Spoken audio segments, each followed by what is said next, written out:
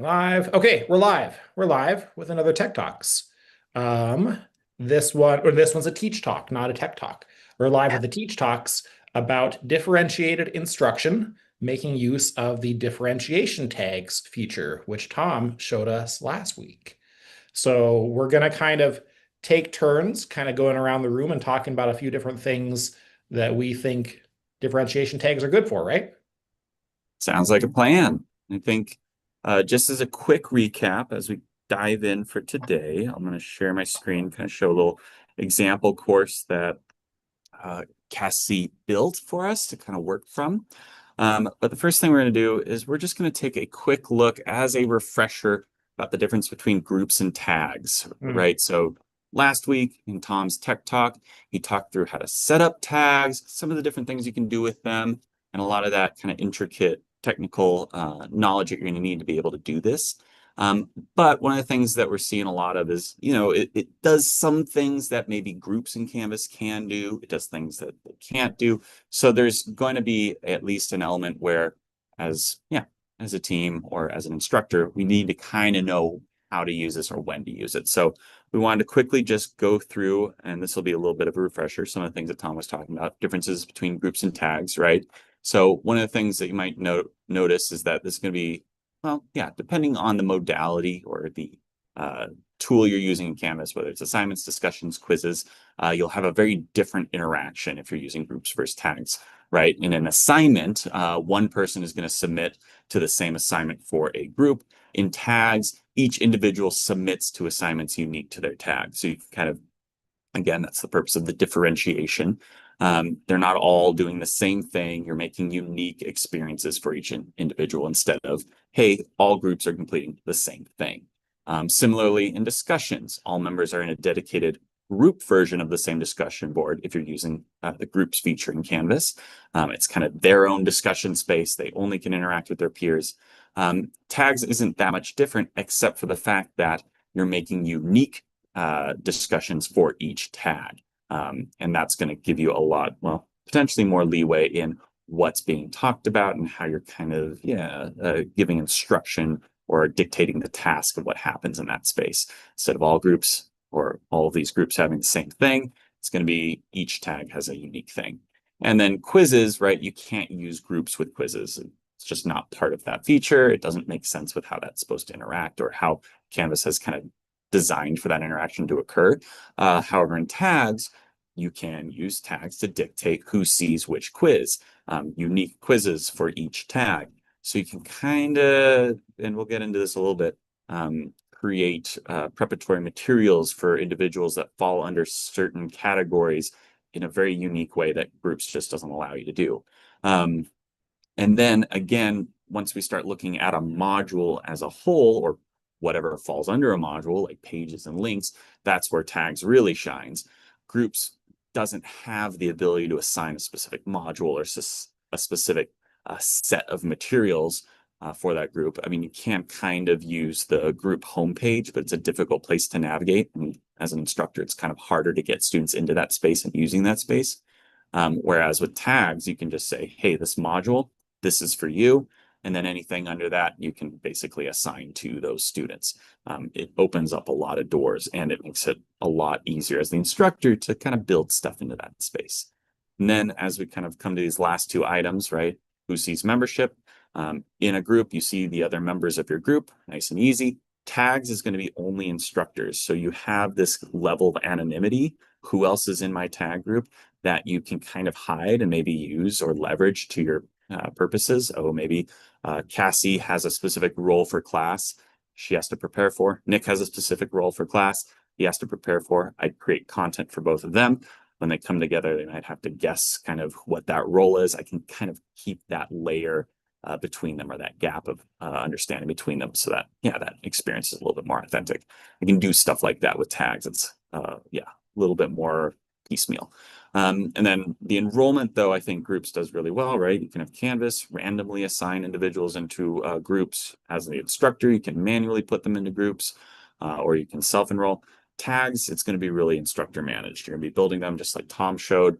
You might have to do randomization outside of Canvas if that's going to be how you do it, or students self-select. whether that's in an assignment earlier on, or maybe that's just some sort of group interaction, something being done in class. Hey, Nick, you're part of this group. You start working on that. I'll make sure that gets assigned to you appropriately with the appropriate tag in Canvas. So that's an important distinction, right? With tags, everything's going to be a little bit more dynamic. You're going to be doing a lot of these things a little bit more manually, but you have a lot more options with how you kind of manage it. And there's going to be a lot more creativity involved. Does that feel like a good starting space? So we're kind of making that distinction. Tags have kind of these unique elements that we can play upon. Cool. So then with that, I'm going to turn it over to Cassie, who's kind of built out an example space that we can kind of work in. Now I have to find it. And I can send it to you, Cassie. Managing all of the computers today. There we go. I've got one. Okay. All right. Let me get into Zoom. Let me share my screen. So I'm going to switch and share. Oh yeah, that's our fun little space that we're working in. All right. Boy, do I have a lot of crap open. It's a problem. Aha. Aha. This is right, right? Yes. That's looks good. that's everything. That's where I was. That's where I was. So yeah, it's the same thing. I'm gonna go ahead and minimize that so I don't have to see it. So we realized that we actually did not originally have a a fake course for just instructional designers. So we built one because we were silly and didn't have that. But now we do. So you'll never see this again, or you'll see it all the time when you're working with us. So we were playing around with this, trying to figure out, how would this work, right? This is a teach talk, so it's really like, what are the different ways that we can play around with this, with the tag system? What can we make with it? And inevitably, we came up with a project where our students would have to be broken up via tags into completing different tasks based on those tags around cat breeds, as one does. So one of the ways that you could do this is, for example, have students sign up on a sign up sheet, right? So we know that students can't self-select in tags the way that they can in groups. So we're going to have to do that work. So this is just a sign up sheet where it's a page and students can edit the page. So you created this little table. We've got it so that teachers and students can edit the page. This is kind of a really important thing to start with, because that question for me when I first started playing with the tags is like, how the hell do I decide who goes where and does what? So this was like this is a great way to use this tool that we've shared before. So we've got our cat breed sign up, Sphynx, Maine Coon, and Persian. If you're wondering what my favorite cats are, you can share yours in the chat. I would greatly appreciate that. I expect a flood of information. And what we've done is we've created separate modules for each of these tags. And what that's going to mean for students is that if a student is tagged as a Sphynx student, they are bald and hairless. They are going to see, there it is. I was like, where's Tom? If the student is tagged in the Sphynx project, they are going to be really only seeing their project, right? So imagine we've got all our students put in their tags. We can look at that shortly. It's just the assign to. So I would love to assign this to my particular tag here, and I give it to my Sphynx students. All right, so now this is for those students, and we can really differentiate instruction here. Ha ha ha. So my students who are only working on the Sphynx project, they're only seeing the instructions for the Sphynx project. They're only seeing resources that we've gotten for them that are specific to their cat breed. If you know anything about Sphynxes, you know that they are bald and they need to be bathed a specific way. My Sphynx students need to know that. My Persian students don't need to know that. It's not something that is relevant to their learning experience. The discussion board here, it's going to be students talking about Sphynx cats, right? They don't necessarily need to be talking about Persians. A Sphynx page, maybe I want them to work together on something. They're going to be working anonymously, sure, but I want them to build something together. Maybe they build a Sphynx wiki, that already exists. I want them to take a quiz, want them to do a project, right? Caleb's going to talk a little bit more about that, but really this is kind of just a mock-up of how we can create things that are unique to a student's learning experience, without them having to sort of move through everybody else's learning experience, and really create the opportunity for them to just spend some time with whatever it is I need them to spend time with. I kind of think of this the same way that I think about, when we hide things over here. It's not that we don't want them to see everything, it's that we don't want them to see everything. We want them to have some specificity and some differentiation. So this was just one project that we built out. We've got some other things that you can do with this that Nick's going to talk about later. But we definitely recommend, if you've got a course that you are planning on using differentiated instruction, go ahead and try that in a sandbox, right? Think about what that's going to look like for your students. Play around with student view. We had to do that quite a few times to see like what would happen if we moved things around. Fun fact, if you move something from one differentiation or one, I'm going to say this right, one module where the assigned to is assigned to a particular tag, it will go from Maine Coon to Sphinx or Persian, in the sense that it will move. So it's not that these things are necessarily attached to the tag, they're attached to the module. And we wanted to make sure of that because we thought that was a really kind of important distinction. If you're finding like, actually, you know what, I need to move this stuff around, it can be moved around. Hey, So did you guys obviously try adding the same object to two different modules to see what would happen? My guess is it will assign No. it to both of the differentiation tags, but that's Yeah. just a guess. Like, hopefully that's what it does. I hope so. We didn't try because we were like, why would we have the same thing? They're differentiated, Tom, but it could happen. It's But a what good if you point. had like two long-haired breeds and you needed them both to cover like long hair coat conditioners or something like that? Yeah, I think you're right. It would just, you Yeah. would just add it to both modules and just Like make sure the assigned to hairball appropriately. control, right? Hairball Yeah, control. yeah. No, I think that's a good point. Yeah. And if you would like to see some of the things that we did, tips for grooming a Maine Coon, a long hair cat, also cleaning a Persian cat's face, if you've ever had to clean a Persian's face. I have. You It's have? gorgeous. It's so cute. But one of the things that I want to make sure we touch on too is the things that Cassie's specifically highlighting are like links, for example. Yeah. Thinking about the process of scaffolding for, say, a group project. Using tags, you can kind of create these easier to manage spaces, at least on the instructor end. Like I can make some Zoom links from my students to meet at specific times. If that's how, granular I want to get in my management of that, maybe that's not part, like maybe the objectives are the students need to manage that. Then you could, for example, make that editable page, like for the Persian project, where the students can submit or put their Zoom link. Here's where we're meeting. You could kind of play in that space depending on what you're using for the students to meet and how you want them to meet. Or maybe it's just a place to put notes. It's a living document that they're going to need to use during class, and you don't want the other students to see those preparatory materials. You could do that, at that page level or at the module level. I think that's the beauty of how flexible this is. I think that's maybe a good segue into kind of at the bottom. If Cassie, we just put some random, well, not random, but we just put some blocks, for example, of how you kind of manage some other different interactions, right? Cassie showed the project. This might be a good segue to kind of talk through. Maybe in a flipped classroom model, you might have specific roles that students are going to be preparing for, whether that be in a simulated environment or some environment where they're having to role play as individuals in the field. You can kind of keep the different kind of disparate information in its own bucket using tags. That might also help you, one, kind of remember who's in what role. And I think of in the flipped classroom, that's helpful. And oh yeah, Jennifer just beat me to that punchline. She was like, oh yeah, this might be really good for a flipped or hybrid group. No, that's perfect. Yeah. So you can kind of keep that information separate, and that might also help with when the students get to the class.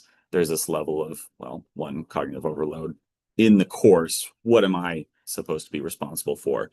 Can kind of help me do that as well. So it can be role-based. It could be kind of like time-based, right? You're doing things on this day, you're doing things on that day. So I can kind of keep things separate, like say, oh, Tom beat me to the punchline. Like if presentations are occurring on different days, so you can kind of navigate in that space. So who needs what at what time you can really specifically do. And it makes me think back to a specific thing I saw when I worked at the medical school, which was a basically 24-hour clinical rotation that was simulated, but it was all virtual. So in a virtual environment, I could have, here's the folks that are going to be doing the Monday 24-hour clinical. And so I'm going to release little bits of a case during that 24-hour period, but only Cassie sees that. Next day in the rotation, Nick steps in. Cassie and Nick have to share information, maybe in a discussion board or something like, hey, this is what happened in the previous day's rotation. Now you're prepped. You go work with your virtual patients, and you kind of have these modules set up in a specific way where only certain people see what days, and part of the sharing of information is important. I share what I found or what I experienced in this module or this kind of dedicated experience. I move to the next piece of the puzzle. That person kind of has the handoff and then is able to kind of navigate in that. So yeah, there's, gosh, yeah. And Jennifer's saying jigsaw activities, another great one. Yeah, you can separate information really nicely, which makes my brain go, oh, all sorts of different options. So I think then with that, Caleb had a final element that he wanted to talk through, if that was okay. Yeah, absolutely. Okay, let me share my screen. I'm also sharing into the same Canvas course. But my little piece of the puzzle here was to talk about how you might possibly use differentiation tags for accommodation management. So if I go into the People tab of this course and I click on Manage Tags, oops, I need to move some stuff around here so I can see what I'm doing. Okay, you can see that in addition to our Sphinx and Maine Coon and Persian tags, I also made a tag set for accommodations. And then within that, I have a few different accommodation needs that my students in this class have. I have 2 students who need transcripts to go with any videos. I have 1 student who can't use the Respondus lockdown monitor on exams. I have a student who isn't able to record video assignments because I received those accommodation notifications at the beginning of the term. So I set up these tags because of that. What I can do with this is, if I go into my modules, I just have a pretend week 2 module here. It's not fully fleshed out, but it's got some common content in here, right? I've got a Panopto recording that goes to my week 2 lecture recording. And then because I have a student who needs a transcript of that, I have that as a document or as a page. And what I can do in here is I can assign to just this lecture recording transcript to, instead of to everyone, I give it to needs video transcripts. And I can save that. Now here is a limitation of tags that is important to note.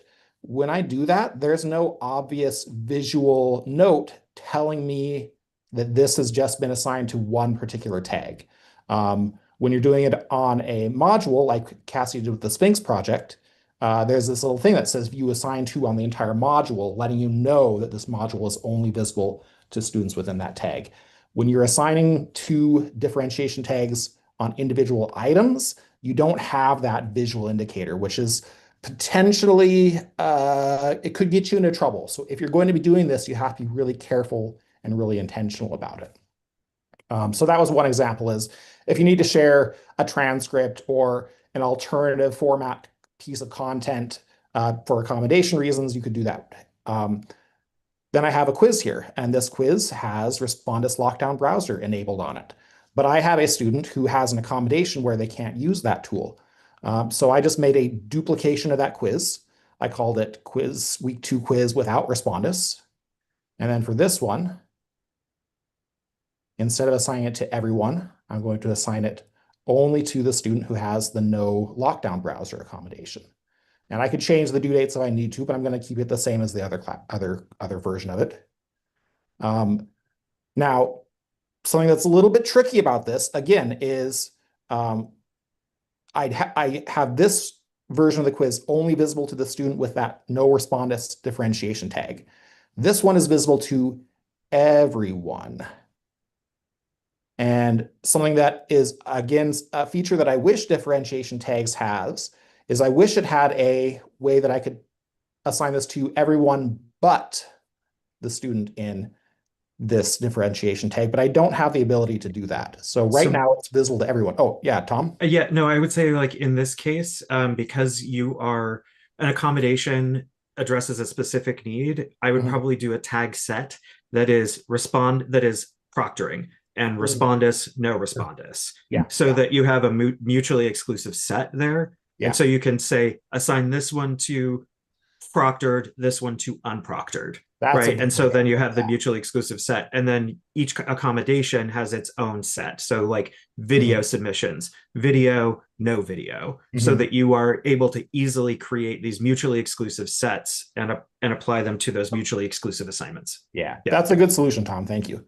Well, something else I was going to show, though, to point out is once I have assigned this quiz to just the students in that differentiation tag, if I scroll over in my grades, I'll see for that week 2 quiz without respondus, it's only available to the student that has that tag. It's not available to everybody else. Another thing that I could do is I could simply excuse that student from that version of the quiz. So they're excused from the respondus version. They have access to the no respondus version. And then all the other students just have access to the original respondus proctored version of the quiz. But I also like Tom's solution of having a separate tag set for the students who don't have that accommodation. And then lastly, as one last example for this, let's say I have a video reflection assignment, and the assignment is record a reflection video after watching this week's lecture. And I would obviously write a better assignment prompt than that, but that's all I need for now. In this case, I'm allowing them to either do a media recording, or they can use the text entry box and do a Panopto recording, which is something we've shown in a previous Tech Talk. But if I have a student who has an accommodation where they can't do video recording, then for that student, or those students, if I have more than one, oops, sorry, go back to modules. I can make an alternative version of the assignment, and it can have alternative instructions. So in this case, instead of doing a video reflection, you can write a 1-page reflection paper, and then the submission types are text entry box or file upload. And then once again, I would just assign it to the students in the no video assignments tag. And then for the video version of that assignment, either I could do Tom's solution where I have a tag set for everybody but the no video accommodation students, or I could go to grades, find those 2 assignments, and then student 5 is the one who has that accommodation, and then I would just excuse them from the video version of that assignment. So that's pretty much all you need to do to start using differentiation tags to differentiate content and assignments for accommodation needs. But again, the tricky part of it is once you start doing that, there's no visual indicator that you have done that. So you have to really it would be a good idea to keep a planning document somewhere, a Word document, or even just notes telling yourself that this is what you've done and how you set it up, so that at a glance you can see what's going on. Well, I guess you could use is it the grade book? You could put notes in for which specific tag group. Yes, absolutely. You can also filter. You can filter your grade book by tag set. Ooh, there you go. Okay. Can you? So if you go to apply filters, there we go. Yes, differentiation tags. Yeah. So you can see. You can make sure that people are assigned correctly. This was when I first started using this. This was the only way that I was able to figure out how to find out who was in what group, as opposed to that filter on the people page, which has all possible course roles and then tags down at the bottom. So this was like using mutually exclusive sets. Also, like if I'm doing accommodations and I do like proctoring, no proctoring, right? Or respondus, no respondus, and that's one set. It's just, it tends to be less clicky, particularly if you have like, one of the things that people complain about with Canvas, and particularly around quiz accommodations, is I have to set this up for one person and this up for everybody else. And when I do that, it's not just a category of everybody else. It's I'm going through and having to select each individual student that's assigned to, right? If it's assigned to 3 or 4 people, like that excused out of the grade book is cool. because it does extract that graded assignment out of the student's grade calculation, but it's still visible to the students, and that might lead to confusion as well. Yeah. So I'm kind of jazzed about the idea of a mutually exclusive tag set, because you can do things that are visible to one set of students and not to another, and they do not overlap, like they just don't overlap, and that's so that you can do really differentiated things without causing any sort of visual or cognitive clutter in the class for people who don't need to see it. Yeah, that's a good, I like that solution. Jennifer just posted something in the chat asking how this is different from new quiz accommodation moderation options. And those are two different feature sets, right? In new quizzes, when you're moderating accommodations, that is specifically for number of attempts and also time limits. And differentiation tags can't really help with that. Differentiation tags would be if you had two different quizzes, quiz 2 default and quiz 2 accommodation, like I had for using or not using proctoring software, but you might have other reasons that you would also have that differentiation.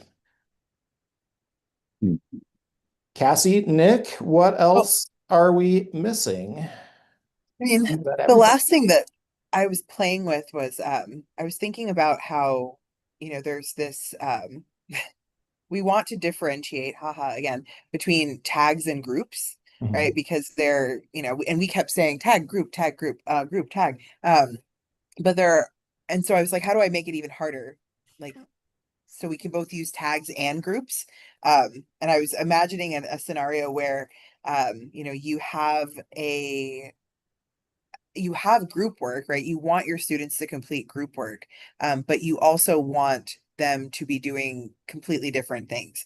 So I thought about, I have a colleague who teaches a course on games, and each student in group A has a role, and their roles are 1, 2, 3, and 4.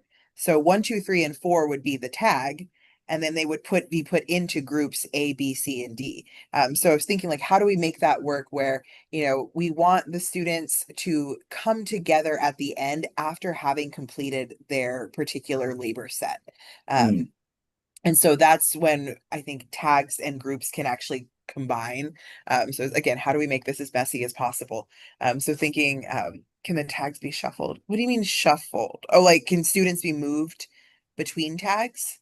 Yeah, like I'm following your scenario, and I'm thinking, okay, so I have group work, I have students working on one thing, they're numbers 1, 2, 3, and 4, and then after a week, you shuffle them. Yeah. Yeah, we played with that a little bit. We did find that there was some weird wonkiness around if you gave them like an assessment. So like if you moved a student from one tag to another, that quiz seemed to like disappear into the ether. That submission is no longer that submission is no longer contextually available within the course because it's not assigned to them. It's been deassigned, so it's not, you don't have the right Venn diagram of overlapping like course, section, tag, whatever, to be able to see the submission. If you put them back in that original tag set where they did the submission, you'd be able to see it. But you take them out, it extracts the attempt because it's not, that assignment is not part of their course flow. It's just been removed.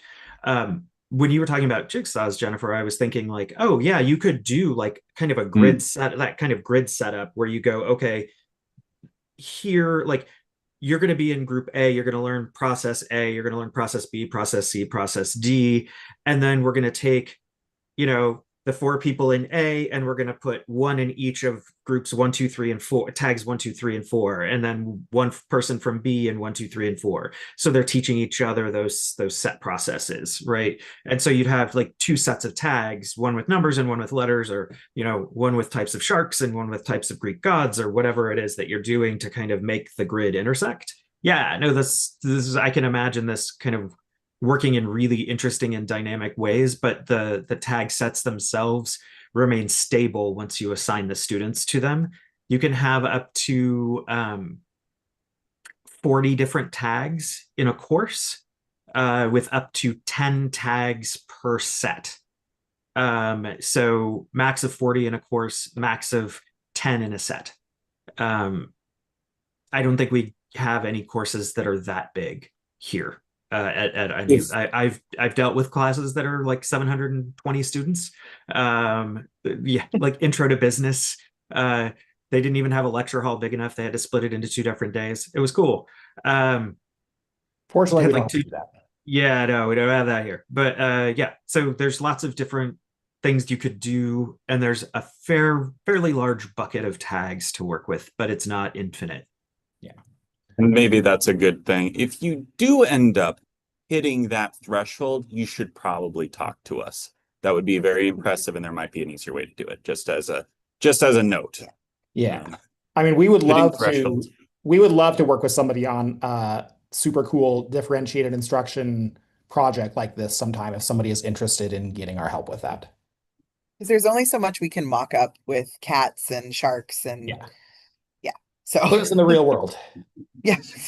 Put us in the real world. All right. Well, we are past time unless we have any closing thoughts or comments or anything we missed and want to cover. Then I think that probably does it for today's Teach Talk. Thanks everybody for coming. And next week we are doing, is it quiz analytics? Is that what we're doing next time? Yeah.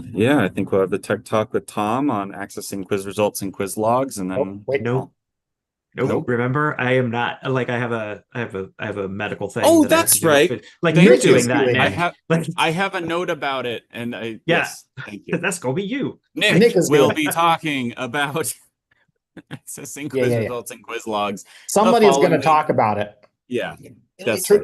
Thank you. Tune in to find out who. Saw all of that happen in real time. Yeah. Then we'll have our last tech talk, which will be on using those statistics to do some good, of course. So with that, we'll see you all. See you on next one.